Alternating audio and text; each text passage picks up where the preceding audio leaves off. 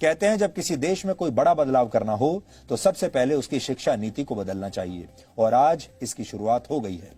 भारत सरकार के मानव संसाधन विकास मंत्रालय ने आज इस नई शिक्षा नीति की घोषणा की है। इसलिए आज हम आप सबको बताएंगे कि इससे देश के तमाम छात्रों, उनके परिवार और उनके माता पिता के जीवन में अब क्या क्या बदलाव आने वाले हैं। अगर आप छात्र हैं या किसी छात्र के माता पिता हैं तो आपको ये सारी जानकारियां बहुत ध्यान से सुननी चाहिए और अगर आप चाहें तो नोट भी कर सकते हैं। तो अब आपको बड़े बड़े बदलाव बताते हैं। अब तक भारत की स्कूली शिक्षा व्यवस्था 10+2 के फॉर्मेट पर चलती थी, लेकिन अब इसे 5+3+3+4 के फॉर्मेट में बदल दिया गया है। इसके तहत स्कूल के पहले 5 वर्षों की पढ़ाई फाउंडेशन स्टेज मानी जाएगी, यानी इस दौरान छात्रों के लिए मजबूत नींव तैयार की जाएगी। इसका करिकुलम NCERT द्वारा तैयार किया जाएगा और इसमें प्री प्राइमरी के 3 वर्ष और पहली और दूसरी कक्षा का एक वर्ष शामिल होगा, यानी प्री प्राइमरी के 3 साल और फिर पहली और दूसरी कक्षा के 2 साल। इसके तहत बच्चों को खेल कूद और अलग अलग गतिविधियों के जरिए पढ़ाई कराई जाएगी, यानी इन कक्षाओं के छात्रों के लिए किताबों का बोझ अब पहले जितना नहीं होगा। इसलिए हम कहेंगे कि जो छोटे बच्चे अब स्कूलों में जाएंगे और अपने शिक्षा की यात्रा को आरंभ करेंगे वो बहुत किस्मत वाले होंगे। इसके बाद अगले 3 साल यानी तीसरी कक्षा से 5वीं कक्षा तक की पढ़ाई के दौरान छात्रों को भविष्य के लिए तैयार किया जाएगा। इसके तहत छात्रों का परिचय विज्ञान, गणित, कला, सामाजिक विज्ञान और ह्यूमैनिटीज जैसे विषयों से करवाया जाएगा। इसके अगले 3 साल मिडिल स्टेज माने जाएंगे और इसमें कक्षा 6 से लेकर कक्षा 8 तक के छात्र शामिल होंगे।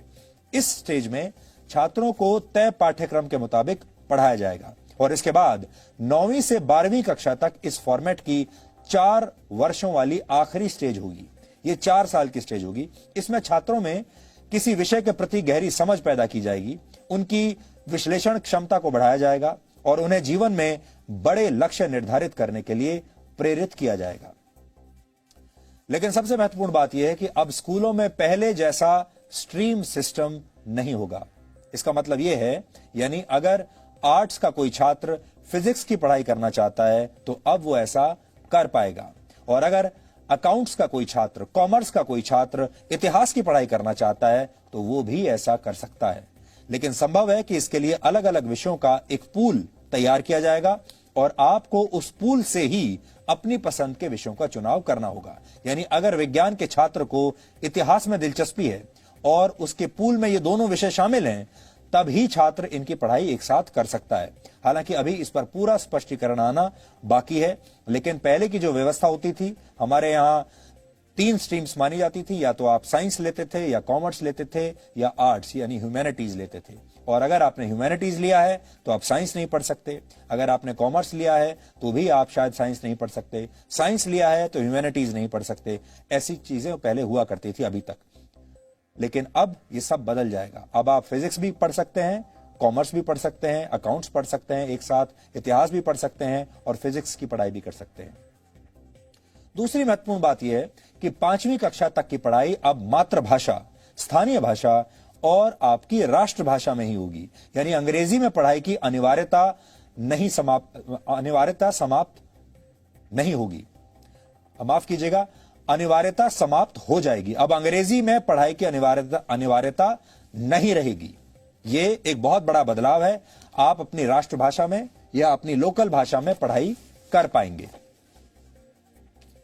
उदाहरण के लिए अगर आप 5वीं कक्षा तक अपने बच्चे को मराठी, संस्कृत या गुजराती भाषा में पढ़ाना चाहते हैं तो अब आप ऐसा कर पाएंगे और अंग्रेजी सिर्फ एक विषय के तौर पर आपको पढ़ाई जाएगी। यानी स्कूलों का जबरदस्ती अंग्रेजीकरण का दौर अब समाप्त हो जाएगा। 6ठी कक्षा में पहुंचने के बाद छात्रों को कंप्यूटर कोडिंग सीखने का मौका मिलेगा। यानी अब भारत के छात्र चीन जैसे देशों की तर्ज पर छोटी उम्र में ही सॉफ्टवेयर और मोबाइल फोन एप्लीकेशंस बनाने की तकनीक सीख पाएंगे और 6ठी कक्षा से ही छात्रों को इंटर्नशिप का भी मौका मिलेगा। यानी अगर किसी छात्र की किसी खास विषय में रुचि है और वो उसकी प्रैक्टिकल नॉलेज हासिल करना चाहता है तो वो इस विषय से जुड़ी इंटर्नशिप कहीं भी कर सकता है उदाहरण के लिए अगर आपका बच्चा पेंटिंग करने का शौक रखता है तो वो किसी पेंटर के पास अब इंटर्नशिप के लिए जा सकता है। अगर आपके बच्चे को सॉफ्टवेयर में इंटरेस्ट है तो वो किसी सॉफ्टवेयर कंपनी में अब अपने स्कूल के दौरान ही इंटर्नशिप कर सकता है। 9वीं कक्षा से 12वीं कक्षा तक की परीक्षाएं अब सेमेस्टर के आधार पर होंगी।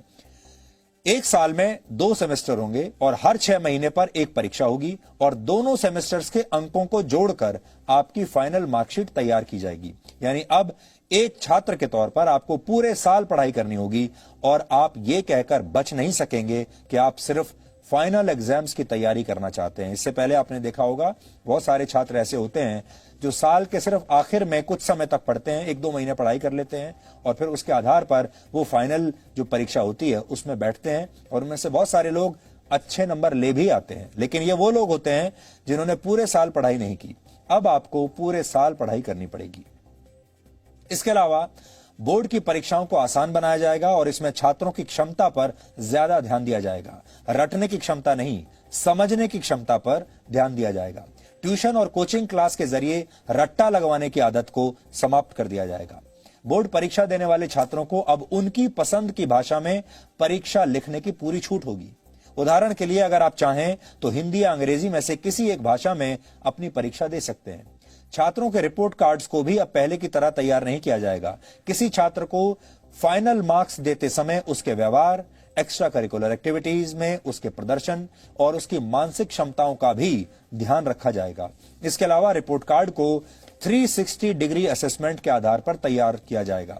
इसमें छात्र खुद को भी अंक देंगे, यानी अपना खुद का भी विश्लेषण करेंगे। विषय पढ़ाने वाले शिक्षक भी छात्र को अंक देंगे और छात्रों के सहपाठी भी उनका आकलन करेंगे। कॉलेज में पढ़ाई करने वाले छात्रों के लिए भी इस नई शिक्षा नीति में बहुत सारे बदलाव किए गए हैं। इसलिए जो छात्र अब कॉलेज में इसके बाद जाने वाले हैं वो भी ध्यान से अभी देख लें। अब देश के छात्र कॉलेज में एडमिशन के लिए कॉमन एप्टीट्यूड टेस्ट दे पाएंगे। इसका अर्थ यह है कि अगर 12वीं कक्षा के बोर्ड एग्जाम्स में आपके ठीक नंबर नहीं आए हैं या आपके मार्क्स इतने नहीं आए हैं कि आपको कट ऑफ परसेंटेज के आधार पर सीधे किसी कॉलेज में एडमिशन मिल पाए, तो आप कॉमन एप्टीट्यूड टेस्ट भी दे सकते हैं और फिर इस टेस्ट में आपके प्रदर्शन को आपके 12वीं कक्षा के नंबरों के साथ जोड़ दिया जाएगा और उस आधार पर आपको आपके मनपसंद कॉलेज में एडमिशन मिल पाएगा। ग्रेजुएशन की पढ़ाई को 3 और 4 वर्षों के कोर्स ड्यूरेशन में अब बांट दिया जाएगा। पहले अगर आप कॉलेज की पढ़ाई बीच में ही छोड़ देते थे तो आपको ग्रेजुएशन की डिग्री नहीं मिलती थी। या तो आप पूरी पढ़ाई कीजिए और या बिल्कुल मत कीजिए। लेकिन नई शिक्षा नीति लागू होने के बाद अगर आप 1 साल के बाद कॉलेज छोड़ देते हैं तो आपको सर्टिफिकेट दिया जाएगा। ये आपका सर्टिफिकेट कोर्स माना जाएगा। अगर आपने कॉलेज का फर्स्ट ईयर कंप्लीट कर लिया और उसके बाद पढ़ाई छोड़ दी तो आपको सर्टिफिकेट कोर्स का सर्टिफिकेट मिलेगा। इसी तरह अगर आप सेकेंड ईयर पास करने के बाद 2 साल के बाद पढ़ाई छोड़ देते हैं तो आपको डिप्लोमा दिया जाएगा और अगर आप 3rd ईयर यानी 3 साल की पढ़ाई पूरी कर लेते हैं तो आपको बैचलर्स डिग्री दी जाएगी और अगर आप 4 साल का कोर्स करके बैचलर्स डिग्री लेना चाहते हैं तो आपको रिसर्च के सर्टिफिकेट के साथ ये डिग्री मिलेगी। इससे उन छात्रों को बहुत फायदा होगा जो कॉलेज के दौरान किसी प्रोजेक्ट पर काम कर चुके हैं। 4 वर्ष के इस कोर्स में स्कूल के छात्रों की तरह कॉलेज के छात्र भी अलग अलग विषयों की पढ़ाई एक साथ कर पाएंगे। इस व्यवस्था को मल्टी एंट्री और मल्टी एग्जिट वाली व्यवस्था कहा जाता है। यानी छात्र जब जिस विषय की पढ़ाई करना चाहेंगे तो वो ऐसा कर सकेंगे और जब वो ये पढ़ाई छोड़ना भी चाहेंगे तो ये काम भी आसानी से कर सकेंगे। इसीलिए इसे मल्टी एंट्री और मल्टी एग्जिट कहा गया है। आप जब चाहे एंट्री ले सकते हैं और एग्जिट भी कर सकते हैं जब चाहें।